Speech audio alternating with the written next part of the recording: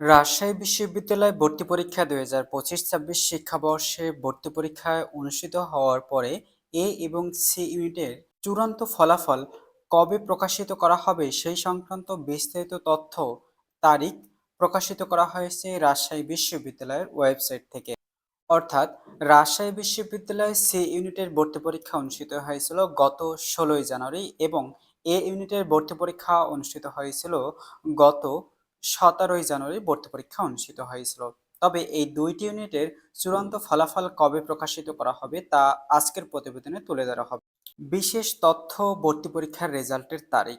রাজশাহী বিশ্ববিদ্যালয়ে ভর্তি পরীক্ষা ২০২৫-২৬ শিক্ষাবর্ষের ভর্তি পরীক্ষায় অংশগ্রহণের ক্ষেত্রে এ বছরে ৩টি ইউনিটে তিনটি ইউনিটে ভর্তি পরীক্ষায় অংশগ্রহণের ক্ষেত্রে আবেদন করেছিলেন ২,৭২,৬২৫ জন শিক্ষার্থী। তবে এ ইউনিটে আবেদন করেছিলেন ১,১১,৫১৪ জন শিক্ষার্থী এবং সি ইউনিটে আবেদন করেছেন ১,২৬,২২৫ জন শিক্ষার্থী, যার মধ্যে বিজ্ঞান বিভাগের শিক্ষার্থীরা আবেদন করেছেন ১,২০,৮৩৮ জন শিক্ষার্থী।